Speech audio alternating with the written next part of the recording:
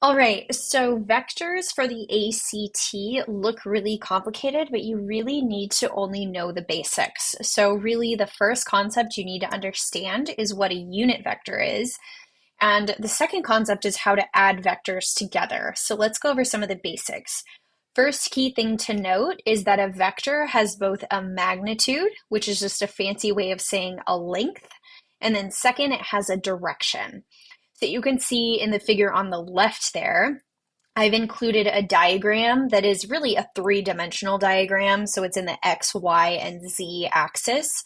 However, you don't need to know the Z axis, so you can pretty much ignore this. I just think it gives the graph kind of a nice, third dimension, but no, you don't need to know that. So now we're basically just looking at like the XY axis, which is what you're going to be seeing for these questions. You'll see here going directly to the right, we have this I vector. You're going to see this a lot on the ACT. So again, it's a unit vector. And when you think of the word unit, I want you to think of the number one, right? A unit of something is one of it. Like a unit price is how much per one of whatever you're purchasing. So the vector I is in the X direction, which in word problems is going to say to the right or even east, right? And it has a magnitude or a length of 1 unit. Now, we can also have a word problem in which we're discussing going left, right? Or going west. In that case, you're just going to make that vector negative. So negative I would go this direction, right? It would go directly to the left or west. And again, if it was just negative 1I, it would have that same length of just 1 unit. Now, very similar going in the y direction, right? Up and down, we have this unit vector j. Same thing, it's a unit vector, has a length of 1 unit, and it goes up. So you want to use it if you see something that says up, north, in the y direction, and you want to use its negative if it says going down or south. Great. Okay, now moving on, now we're going to talk about vector addition. The diagram on the right looks very confusing, but don't worry, it's actually not that difficult. Basically, what this diagram is showing is it's showing how to add two vectors together. You can see here, C would be our resultant vector, and our starting vectors are vector A and vector B. So we have vector A here, this initial one, just this blue arrow here. And then we have vector B here, right there, that arrow. And so when we add two vectors together, we are going to add, they say tip to tail. So basically the start of the vector is the tip of the vector.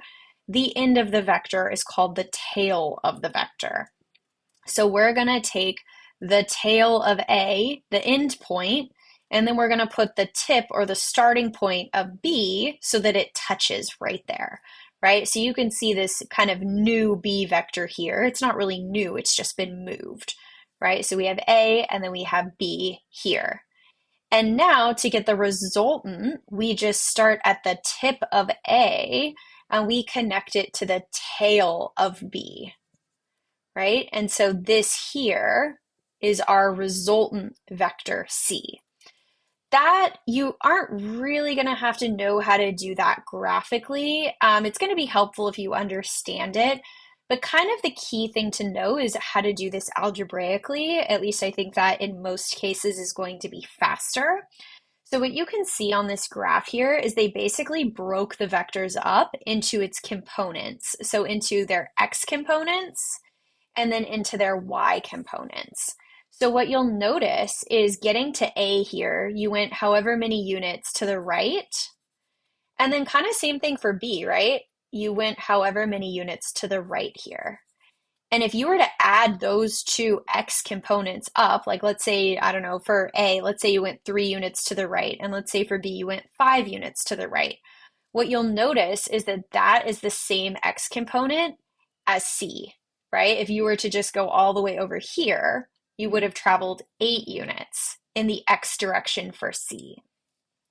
Same holds true in the y direction. Let's say for the vector A, let's say you went up 5 units, and then let's say for B, you went up here, let's say you went up 2 units. So in the y direction, the AY plus the BY would give you 7 total units from top to bottom. So the resultant vector C, just as an example, might be 8 units to the right and then 7 units up. All right, cool. Let's go ahead and jump into some problems.